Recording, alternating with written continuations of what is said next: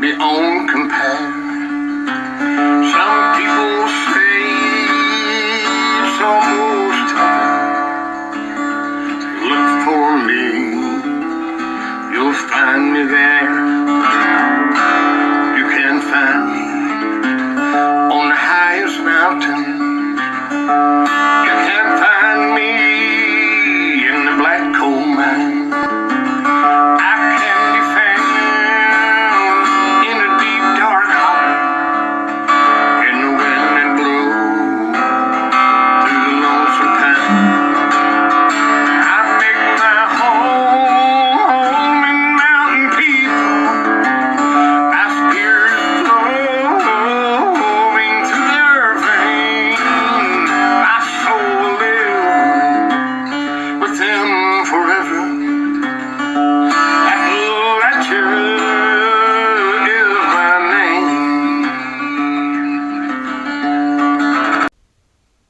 Hey y'all, Roland Smith here, Mountain Bush Crafters Alliance. Got you with me out here on the back deck.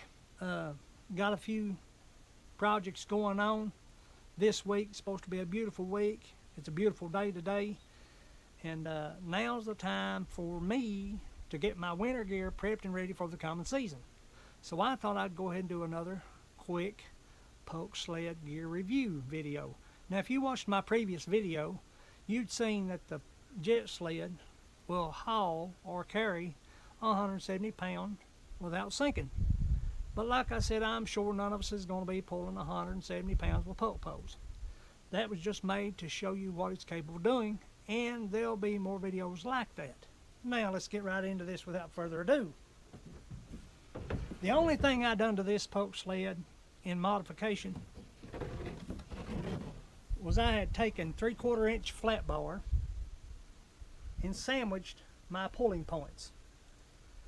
That allows me greater stability, and in frigid temperatures this kind of material gets rigid, and I didn't want any stress cracks or any damage to the sled, so I went ahead and sandwiched it with 3/4 inch aluminum flat bar and added eye bolts. Now I have cut them off and got a few more things to do to it, but a lot of people, they'll go down the sides of their pulk sled doing the same thing, adding the same eye bolts to attach bungees to secure their gear.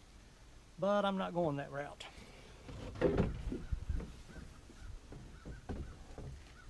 And as far as my pulk poles, I drilled holes in 1/2 inch PVC, added 1/8 inch cable with a ferrule and a steel carabiner.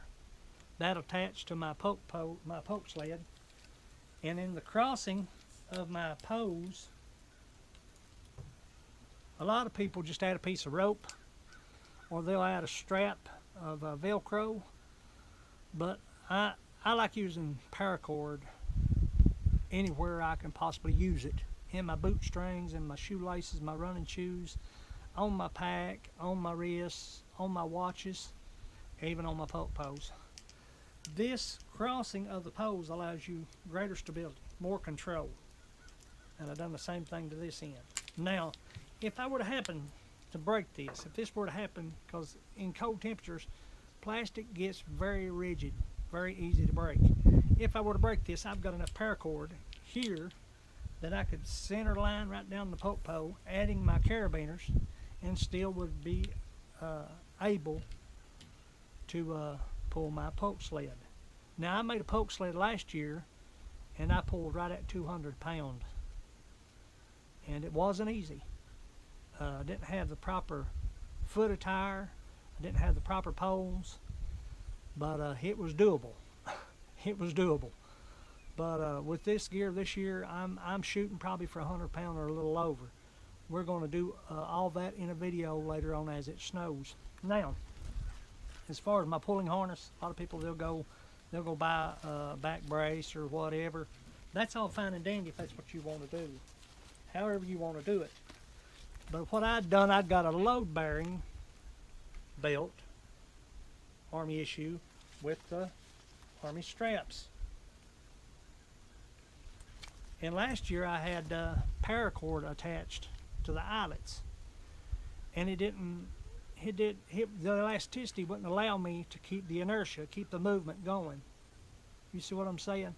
So I went ahead and took the same cable, the 1/8 inch cable, with a ferrule and attached loops to my belt, which will in turn attach to my pulk poles that are crossed, which in turn will attach to my pulk sled. But I'm shooting for probably about 100 and, I don't know, probably about 130 pounds, maybe 120 pounds. That's what I'll be pulling. But I believe it's doable. But we'll make videos as we go along. I've got a lot of things going on. I got a hot tent I'm working on. Got some new gear there for a hot tent. I'll be making videos on it. So stay with me. This is Roland Smith Mountain Bushcrafters Alliance. And as always, go farther, stay longer. We'll catch you out in the field.